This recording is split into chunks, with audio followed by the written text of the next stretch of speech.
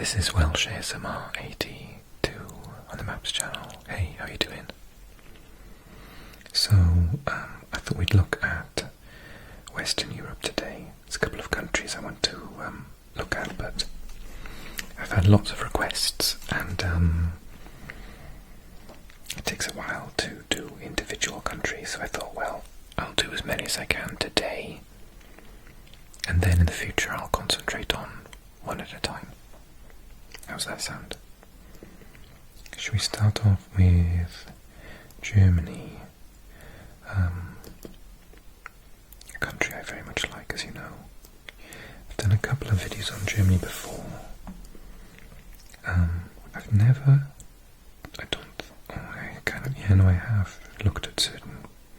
I have looked at Munich before. I'll probably do a little bit of a story time doing this.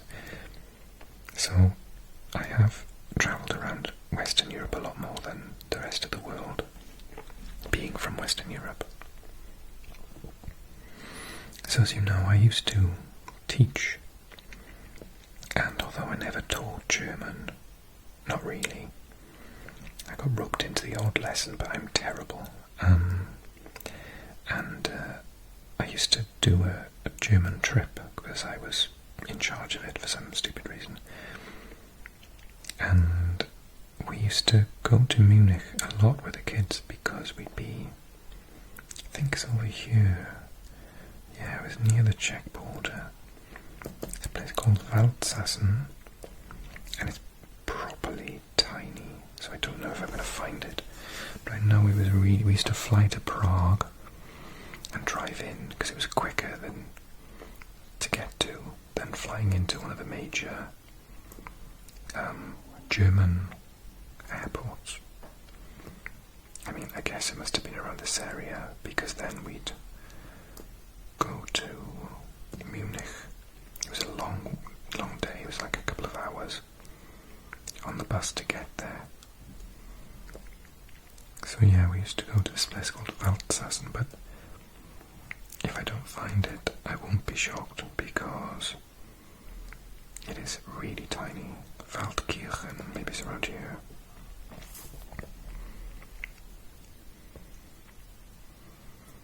And when we were there, it was an exchange trip, so the kids would stay with other kids, and I would stay in the house of a teacher. And so he would pop at that time. This was 2006, 2007, and he would, getting closer. He would pop over the border to fill up petrol and get cigarettes because it was a lot cheaper.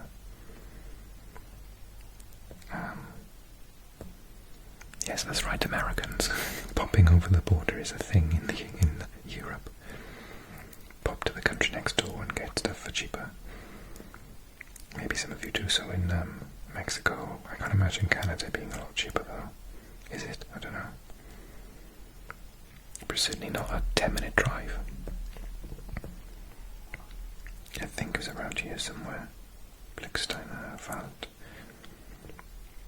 Waldkirchen, no, let me look here. Maybe I'll type it in, actually. Find a place. Waldsassen. Really pretty place. Oh, what's that reading?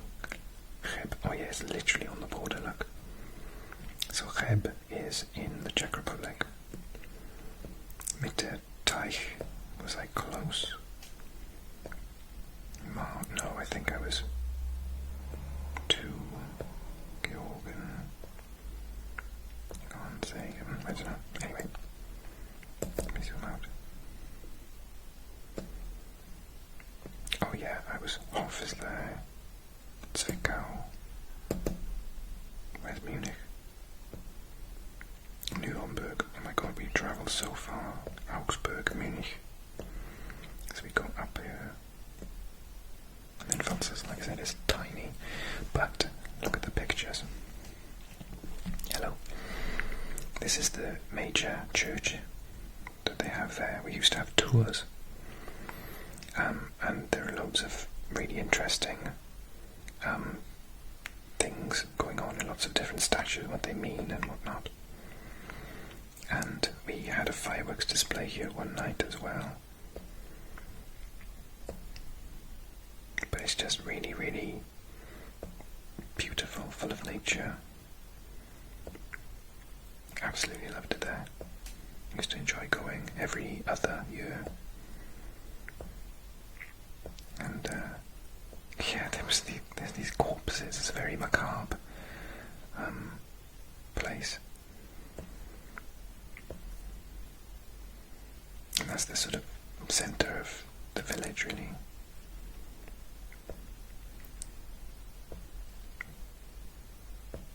Very flat. Lots of ice cream shops. Okay, gives me reminiscing. Oops. Okay, so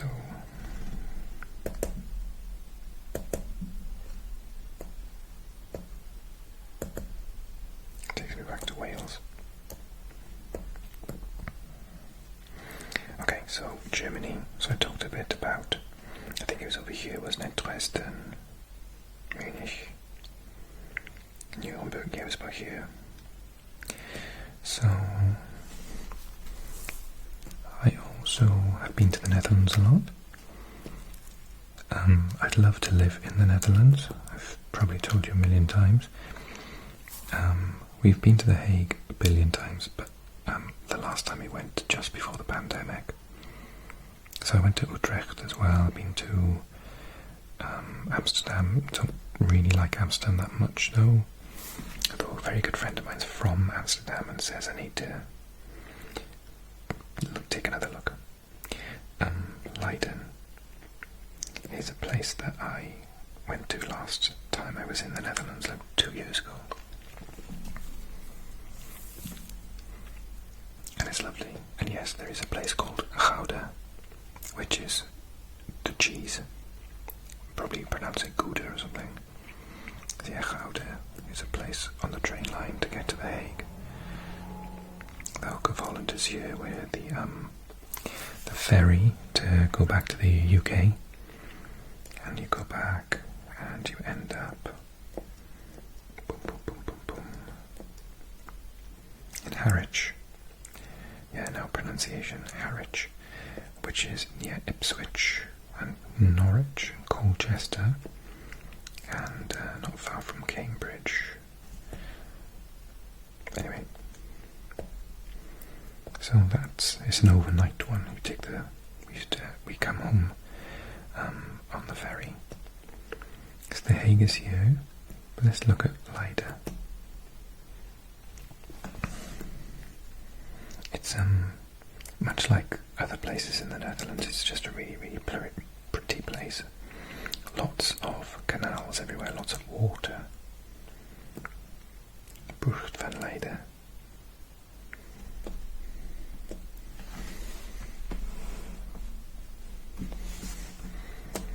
This was lovely. So we were, well, I nearly got killed by someone cycling, but yeah, we were trying to walk through here, and someone cycled really fast coming our way. But look at the houses, very typical, massive windows. I don't know why in the UK we have no sunlight, but we have these tiny windows. We should have windows like in the Netherlands.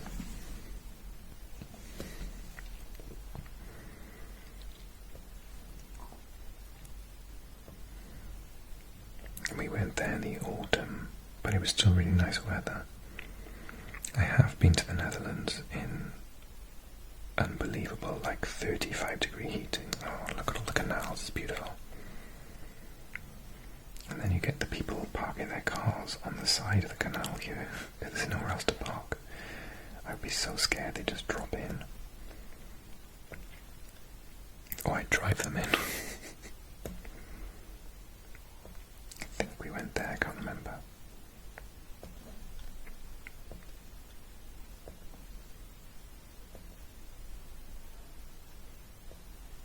I love the architecture in the Netherlands. Now, what did I do last time? Don't do that. Okay.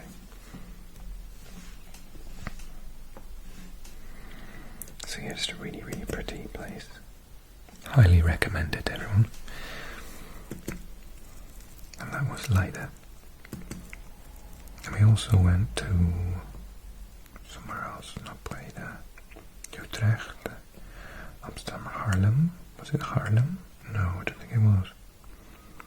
I think it was on this line. We just went around on the train all day. Delft.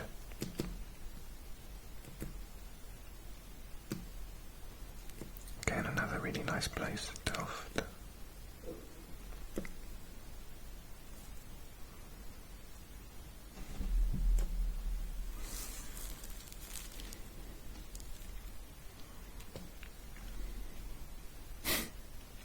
Is that a cat?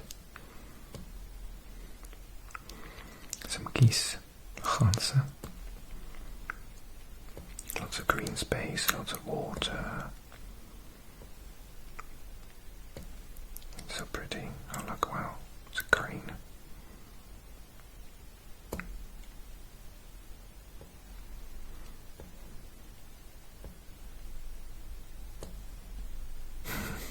Hello.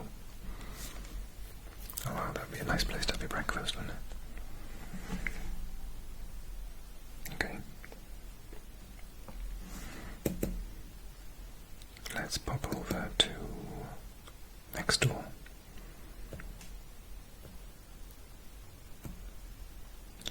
And Belgium is a place that I've really not spent a lot of time in,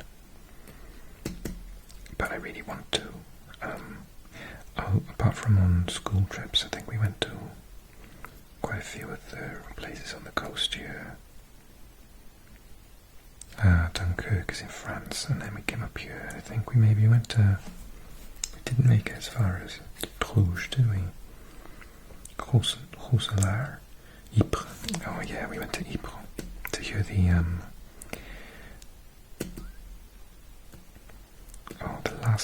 what's it called? When they play the trumpet, and it makes me cry like every time. Irish Cross, is that where we went? Oh no. So Meningate probably. So I think it's just because they do the last. Is it called the last call? I can't remember. Last post, that's it. The last post. And they do it like every night, I think, to commemorate the battles that went on there. So we just stood under here. It was a very, very cold January day, and we took the kids on a school trip, history trip. I was invited along as the French speaker.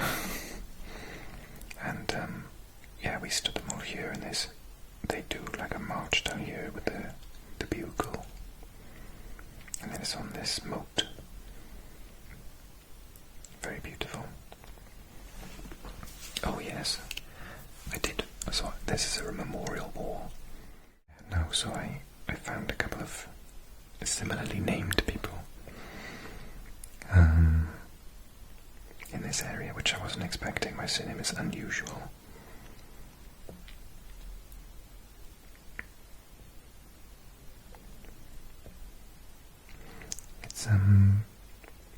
It's both beautiful and very humbling to be here, you know.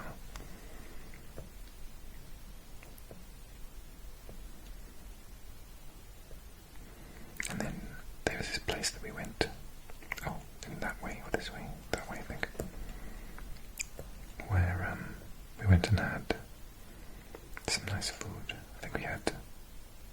Oh, maybe it's around here. I think it was. Some steak and chips, which is very, very Belgian, would you believe?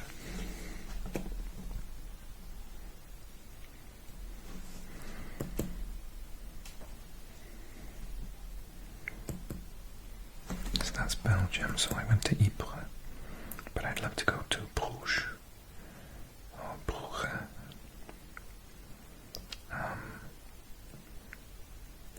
This is France now we're in.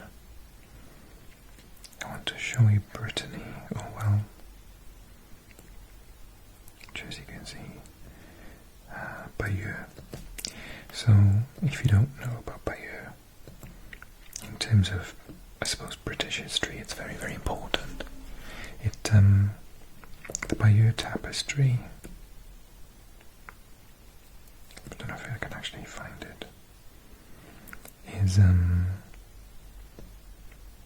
Musée de la Bataille de Normandie. Is that it?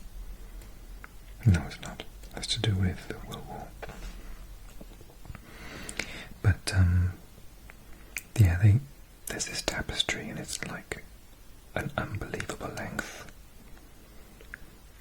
and it talks about the battle in 1066, a little bit further back, and yeah, basically sort of, it's famous for being one of the longest tapestries in the world, if not the longest, and it depicts the battle where the Normans, the French, invaded England and won, and that's how we have so many French words in English. But actually this, I don't know if I'm going to Musée de la Tapestry de Bayeux. There we are, hurrah. So again, another school trip. So yeah, this depicts the invaders and the English, I guess. Notice I'm saying English. I don't know if the Welsh are involved. I can't remember my own history. Were we part of? I think it was just England at the time. Oh, I'm not sure. Probably. But yeah, basically this tapestry just goes on, and you've got to keep going around and around. It's like a snake. It just never ever stops. And then there's a museum up top, which we also went to. It's quite gruesome, there's loads of people with their heads chopped off and arms falling off and blood everywhere. But it's in this beautiful old sort of chateau. There's a modern sort of artistic version of it. Yeah, so that's really cool. I enjoy going there. Very happy to say that I've seen it up close. And I think they were just about to move it to England for they were going to show it off in maybe London for a year or something, but that was 6 years ago, maybe 5 years ago. Okay, so we'll go from France and we'll go south. And now I have many stories to tell about Spain, as I used to live there and I used to teach Spanish, so I've been, I lived in Murcia. But actually I want to show you Bilbao because I fell in love with it a couple of years ago. And well, actually maybe I'll skip Bilbao. Bilbao is a beautiful city, but Guernica is it's a really, really historical, important place in terms of Spanish and European history, because it is a place that General Franco attacked because he felt that the Basque people were against his rule, and they bombed. So basically he got the Germans to bomb them. This was around the time of the Nazis. It was just before the start of World War II, I think. And Picasso created, now this is a tiny version of it, but Picasso, he'd left Spain at the time because of Franco being in charge, a dictator, and he was living in France, I think, and in Paris. There was a competition to do some artwork, and he did this, which is beautiful. And it tells the story of I'll try and get a close up. Oh yeah, and this, I've got a picture of this on my phone. So there's a tree, and it's the Tree of Guernica, and I'll show you the word Guernica so you can look it up. Museo de la Paz de Guernica, Museum of the Peace of Guernica, or Guernica could be. And this building here is like the Parliament building, and for millennia, people would meet by this tree, and they would hold Parliament. And it was basically one of the first sort of democratic experiences, I think, in Europe. And because the Basques were around well before the Roman Empire, etc. No one really knows where they came from. They're not Spanish. In fact, their language is closer to, say, Japanese than it is Spanish, which adds to the, the curiosity. Anyway, so when Hitler's bombs hit, under the instruction of Franco, they missed the tree, and he was aiming for it. Killed lots of women and children because it was market day and everyone was out shopping for their weekly food. And he said that he was aiming for a bridge to stop the forces that were against him, the rebels, escaping into France. And the bridge didn't get hit, just the market on market day. But the tree survived the bombs, and they take acorns from it. I think it's an oak tree, and they keep them. And when the tree starts to die, they'll plant a new one, so the tree will always be there. And I think that's one of the oldest versions of it. This museum was closed when I went, so I only could take pictures through a gate. But yeah, I suppose maybe that's the actual thing. This is the tree here, and this is the Parliament building. And so there are lots of images of trees everywhere in Basque culture.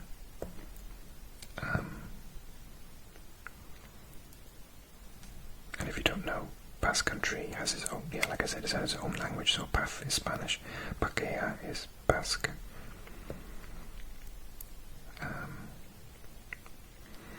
This is a wartime message to the people living in Barcelona and Catalonia. Catalans, ajudeu als nostres germans bascos.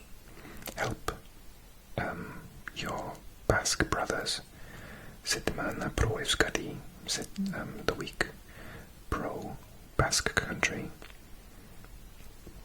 Comissio Oficial d'Ajut à Euskadi, the official commission for the help to the Basque people, and it's got the plains there and the tree itself, and yeah. And this is, I think, one of the places where it was bombed, and it's put glass. You can walk over it and see all the ruins.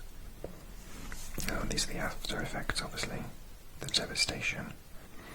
But Picasso did this drawing. This is the stages of it, to share with the world what atrocities had happened.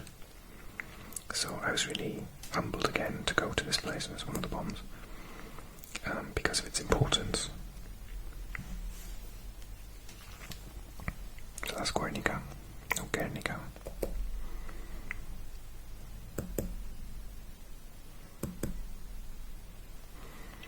Okay, we'll just pop over to Portugal. The only place I've actually been to in Portugal is Lisbon. But when I was there, I travelled inland to a place called Sintra. I wonder if I can find it for you. Just took the train. So I was in the end of my first year in university. It would be about 2002. And I went to withdraw my savings so I could go on this trip to spend 3 weeks in Lisbon learning Portuguese in the summer. And the lady said, "Well, are you going to do something nice with your money?" And I told her what I was doing. She said, "Oh, I went to Portugal last year. You need to go to this place called Sintra." And I did, and it was one of the most magical places I've ever been in my entire life. What are the chances this random woman in the bank would recommend that I go to this place? And it will stay with me forever how magical it was. I'm gonna have to find it. I can't see it. Okay.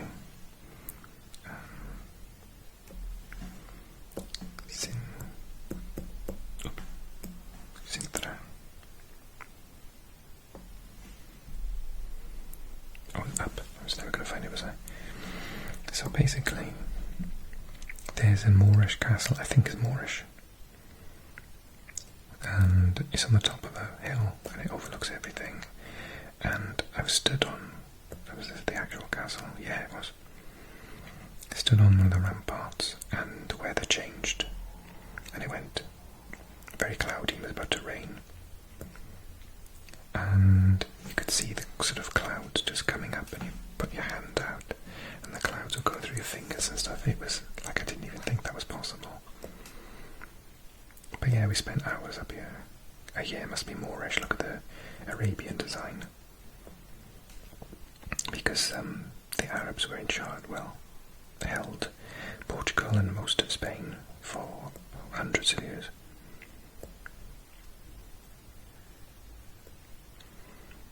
Yeah, it was an absolutely wonderful place. So if you go to Lisbon, please, please, please take this like half-an-hour train to Sintra. It's no money at all. Portugal's like the cheapest country in the world, or in Europe anyway, to travel in, and it's really, really worth it. Yeah, you can get, I think we walked to the top of the castle, but it was a slog, and I was like, early 20s, so I was fit. I would nowadays take the tram. Yeah, I think we walked up here, oh my god. In the summer, we were there in like August. What was I thinking? Yeah, as you can see, absolutely stunning. Okay, cool. Have I got time for Italy? Oh gosh.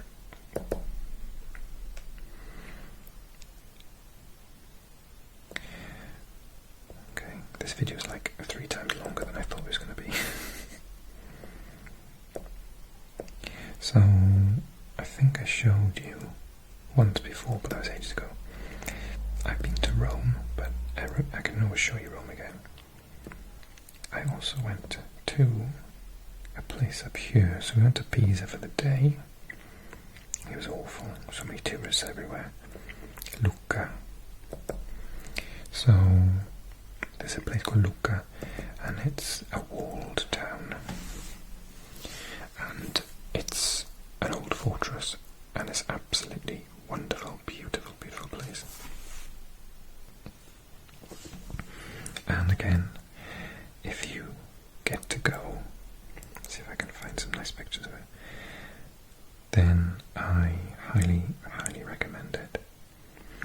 So, it's got this castle, so it's got the walls of the castle. They're not really high, some of them, but it's still really impressive.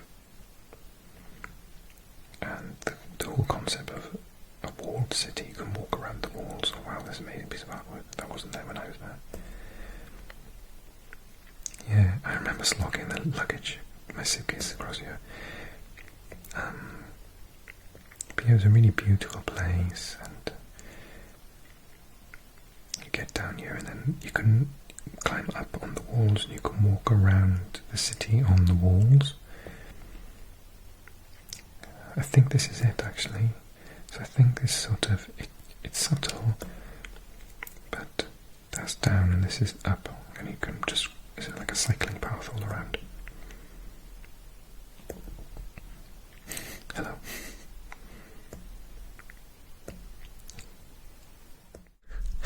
I just played a video and it was really loud.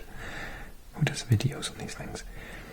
But very quickly I'll just show you the door, Porta Sant'Anna.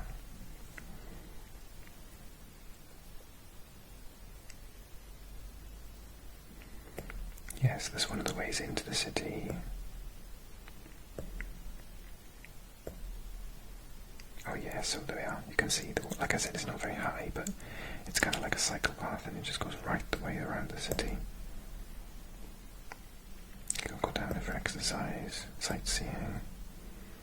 And I think these must be an underneath version. Because you'll see those sort of ramparts. Yeah, that makes it a bit clearer. But yeah, absolutely beautiful. Oh yeah, we had lots of pizza here.